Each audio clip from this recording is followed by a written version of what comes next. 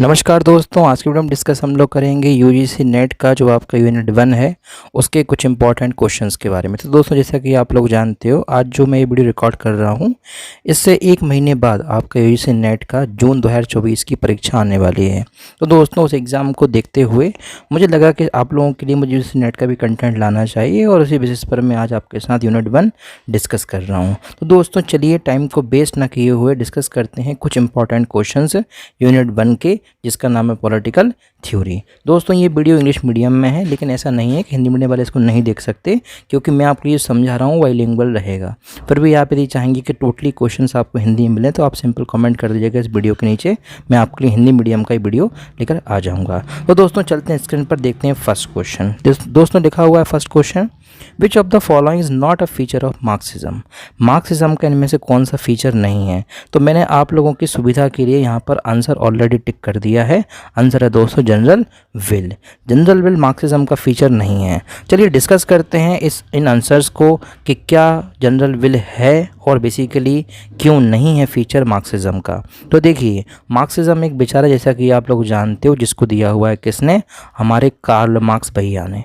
तो दोस्तों, यहाँ पर क्या है कि डायलेक्टिकल मटेरियलिज्म एक विचार है जो कार्ल मार्क्स के द्वारा दिया गया है।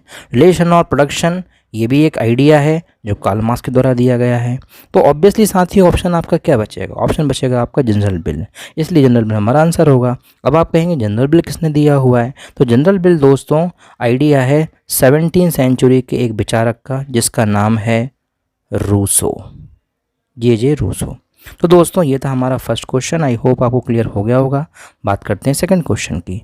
According to the philosophy of Plato की फिलॉसफी के according fundamental character of philosopher, एक फिलोसोफर का फंडामेंटल कैरेक्टर क्या होना चाहिए? तो यहाँ पर दोस्तों आपकी 4 ऑप्शन दिए हैं फिर से, wisdom, courage, appetite and none of the above. तो दोस्तों, प्लेटो जो है ये एक एंशियंट वेस्टर्न पॉलिटिकल थिंकर कहलाते हैं। यदि मैं बात करूं तो इनका कहना ये है कि कोई भी फिलोसोफर किंग के पास एपेटाइट हो ना हो चलेगा, करेज हो ना हो चलेगा, लेकिन सबसे इम्पॉर्टेंट चीज़ जो होनी चाहिए वो होनी चाहिए विजडम, यानी कि समझ, यानी कि बुद्धि। तो दोस्तों, ये था हमारा सेकंड क्वेश्चन। थर्ड क्वेश्चन की हम लोग बात करते हैं। साथ ही वो थर्ड क्वेश्चन थोड़ा सा मैंने टफ बनाया हुआ है, और ये मेरा बनाने के पीछे लॉजिक है यार कि थोड़ा सा आप लोग एग्जाम के लेवल को समझ सकें। तो क्वेश्चन है आपका, विच of the following scholars best encapsulates the tension within liberalism between positive and negative freedom, and how does this tension influence contemporary liberal discourse। आपको क्वेश्चन थोड़ा सा टफ है पढ़ने में, आपको ऐसा लग रहा होगा, लेकिन दोस्तों यदि आपको बेसिक क्लियर है, आपको फंडामेंटल क्लियर है पॉलिटिकल साइंस में, तो दोस्तों आप ये क्वेश्चन कर लोगे। मैं क्वेश्चन को समझा रहा हूँ अब आपके लिए। लिखा हुआ है कि इनमें से कौन से ऐसे स्कॉलर हैं जिन्होंने बताया हुआ है लिबरलिज्म के बारे में कि पॉजिटिव और नेगेटिव लिबरलिज्म या फ्रीडम में क्या डिफरेंस है और ये टेंशन कैसे क्रिएट हुई। तो दोस्तों, यदि हम ध्यान से समझें तो यहाँ पर आपके लिए थिंकर्स के नाम दिए हुए अलग अलग, जैसे कि एक सबसे पहले पॉइंट में आपको दिया हुआ है फ्रेडरिक हायेक का नाम, दूसरा दिया हुआ है इसाय बर्लिन का नाम, थर्ड दिया हुआ है जॉन रॉल्स का नाम, और फोर्थ दिया हुआ है आपको चार्ल्स टेलर का नाम। अब दोस्तों, यहाँ पर जो आपका आंसर है वो है इसाय बर्लिन। क्यों? क्योंकि जब आप इन चारों ऑप्शंस को ध्यान से देखें तो दोस्तों आपको यहाँ पर क्लियरली समझ में आना चाहिए कि जो हायक हैं, यानी फर्स्ट ऑप्शन है, ये हमारा क्यों आंसर नहीं होगा, क्योंकि हायक ने नेगेटिव कंसेप्ट दिया हुआ है फ्रीडम का। इसाय बर्लिन एक ऐसे हैं जिन्होंने डिफ्रेंशिएशन बताया हुआ है, डिफरेंस बताया हुआ है पॉजिटिव एंड नेगेटिव फ्रीडम का। इस वजह से दोस्तों ये हमारा आंसर होगा। जॉन रॉल्स की बात करें, जॉन रॉल्स दोस्तों यहाँ पर लिबरलिज्म से संबंधित उनका आइडिया नहीं है, बल्कि उनका आइडिया है जस्टिस से संबंधित, तो ये आपका आंसर होगा नहीं। और चार्ल्स टेलर की बात करें हम लोग तो इन्होंने नेगेटिव फ्रीडम की बात की हुई है, तो ऑब्वियसली आंसर क्या होगा हमारा? Option number 2। बात करते हैं नेक्स्ट क्वेश्चन की। In the transition from classical liberalism to new liberalism, यानी कि जो क्लासिकल लिबरलिज्म का विचार था, आइडिया था, उस विचार से न्यू लिबरल विचार आगे जाके बना, तो इनमें से कौन सा ऐसा आइडियोलॉजिकल शिफ्ट है जो सबसे ज़्यादा प्रोमिनेंट, सबसे ज़्यादा महत्वपूर्ण है इस पूरे ट्रांजिशन में, इस पूरे बदलाव में? तो क्या लिखा हुआ है? from privatizing political and civil liberties to emphasizing economic freedoms and the primacy of market mechanism in organizing society। तो क्लासिकल लिबरलिज्म बेसिकली क्या होता था कि पॉलिटिकल और सिविल लिबर्टीज़ की बात की जाती थी बस। लेकिन दोस्तों जब न्यू लिबरल्स आए, जब न्यू लिबरल्स थिंकर आए, जब न्यू लिबरल आइडिया डेवलप हुआ तो इकोनॉमिक फ्रीडम की भी बात की जाने लगी, प्राइमेसी ऑफ मार्केट की बात की जाने लगी। तो ऐसे करके आपको ये समझना है कि क्लासिकल लिबरल आइडियाज़ क्या हैं और न्यू लिबरल आइडिया क्या है। अगर आपको ये दो आइडिया पता है तो ऑब्वियसली आप इजीली डिफरेंस को फाइंड आउट कर सकते हैं। बात करते हैं साथ ही इसी के साथ हम लोग नेक्स्ट क्वेश्चन की। Term which is not related to Rawls theory of justice। Rawls की जो थ्योरी है उस थ्योरी में से इनमें से कौन सी ऐसी टर्म है जो संबंधित नहीं है। तो जैसे कि ऑप्शन नंबर 1 है व्हील ऑफ इग्नोरेंस, रॉल्स से कनेक्टेड है भाई, ये संबंधित है। ओरिजिनल पोजीशन, लेक्सिकल प्रायोरिटी, ये सब रॉल्स की जस्टिस की थ्योरी से संबंधित हैं। जो लास्ट ऑप्शन है लॉकियन प्रोविज़न, ये नहीं है क्योंकि ये दिया हुआ है जॉन लॉक ने। तो ये आप थोड़ा सा ध्यान रखिएगा। बात करते हैं साथ ही उसी के साथ क्वेश्चन नंबर 6 की।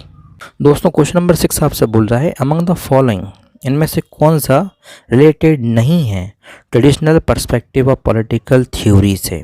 यानी कि जो पॉलिटिकल थ्योरी का ट्रेडिशनल पर्सपेक्टिव है। दोस्तों पर्सपेक्टिव भी कई तरह के हो सकते हैं, मॉडर्न पर्सपेक्टिव हो सकता है, ये ट्रेडिशनल पूछा है आपसे।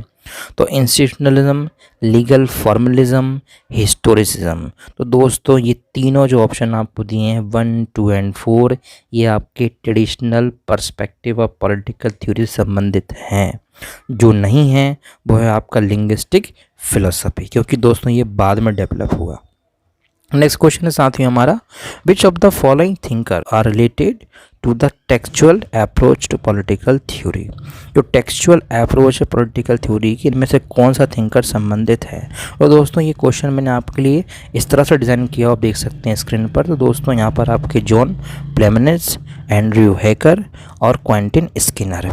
तो आपका करेक्ट आंसर है साथियों यहाँ पर ओनली 3rd, क्योंकि जो रिमेनिंग 2 हैं दोस्तों वो आपके टेक्सचुअल अप्रोच से संबंधित नहीं है। बात करते हैं साथ ही हम लोग क्वेश्चन नंबर 8 की।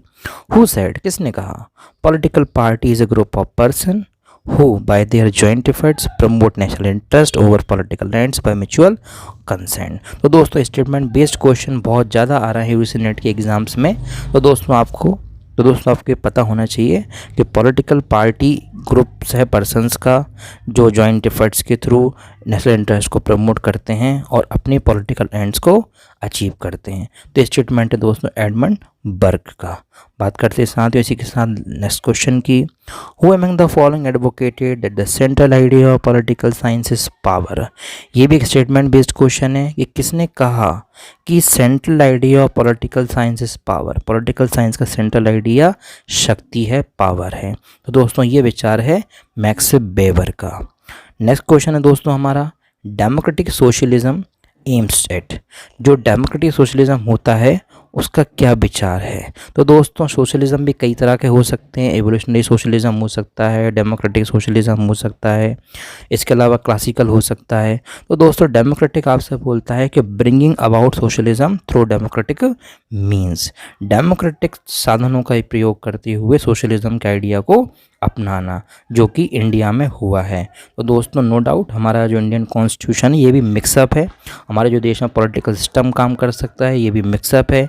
इसमें सोशलिज्म आइडियाज़ भी हैं और लिबरल आइडिया भी हैं।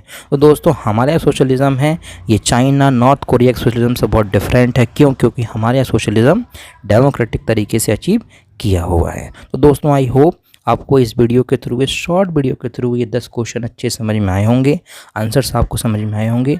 यदि इसी तरह के आप और क्वेश्चंस चाहते हैं तो आप सिंपली कमेंट कर सकते हैं। मैं आपके लिए रेगुलरली बेसिस पर ऐसे वीडियोस लाता रहूँगा।